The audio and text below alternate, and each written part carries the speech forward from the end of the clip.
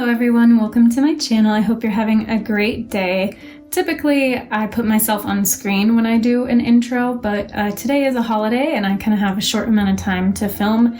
And I was also just in like kind of my just lounge around type of clothes, I guess. So I didn't really feel like getting on camera. And I just wanted to have this be a nice short video for you. I haven't done an art tips, tricks, and hacks one in a while, so that's what this is going to be. It's going to be showing you how to create this watercolor bloom effect. So you can see this one I've already done that has the sort of blooms within the paint. I'm going to show you how to do that with both water and other pigment really quick. So I'm going to get into that really quick. Before I do, I would love for you to go visit my website, CoreyFriendCreates.com.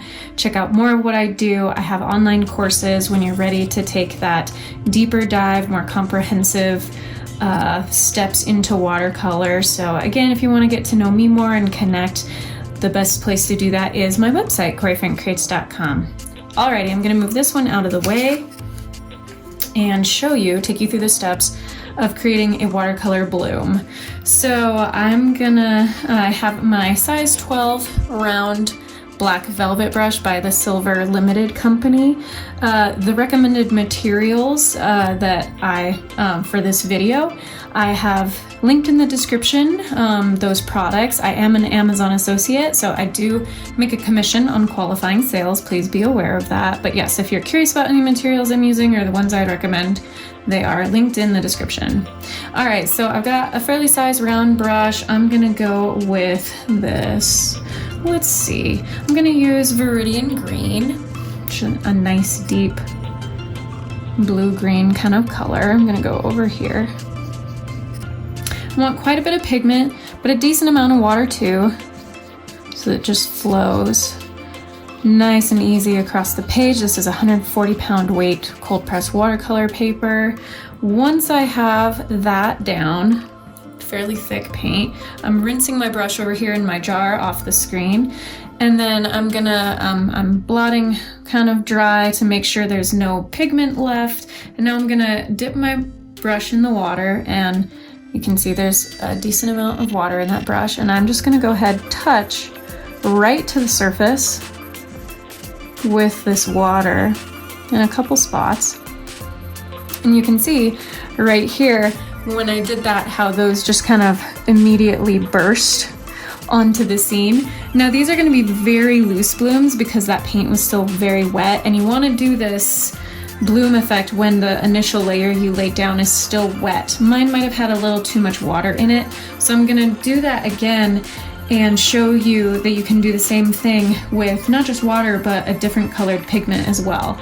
So this purple, the dioxazine purple, shows up really, really well, maybe even better than the green. So I'm gonna do that this time.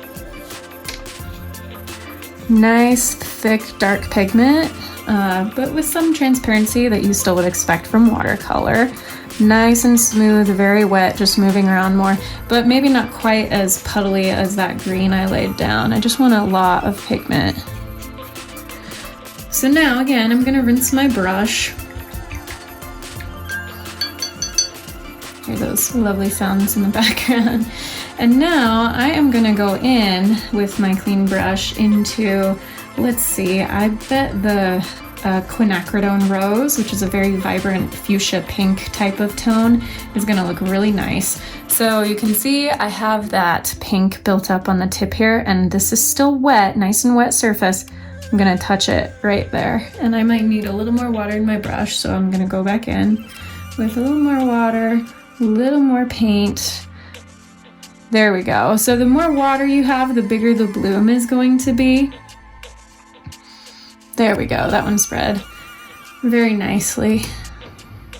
You just tap the surface once, twice, and naturally where the wet pigment already is on the paper, you're gonna see it, pardon me, you're gonna see that second pigment start spreading in it. So you wanna make sure you use a color that is going to mix well with the first tone you laid down and not get really dull if the two colors mix together. So like for instance, pink is very close to red and red and green are opposite. So if I were to do this pink in the green, it's just not quite as vibrant of a pink as if I just were to do it directly on the white of the paper. So that is how you create blooms. It's a really lovely background effect, or you can use that to maybe start a semi-abstract floral piece, and you can add details over the top to kind of flesh it out, make it look a little more finished. Also really nice, you can tell that kind of makes a nice center for the flower. And like I said, you could go back in, add some dark shadowing, some stems and petals. So again, a very appropriate name. It is almost like just a bloom of water or pigment within the initial layer of paint you already laid down, and that's how that works. I really appreciate you watching. Hope you enjoyed this and found it helpful. If you did, please give it a thumbs up. Go ahead and subscribe to my channel if you haven't already. I'd really appreciate it. And until my next video, be kind to yourself, be kind to others. God bless, and I will see you soon.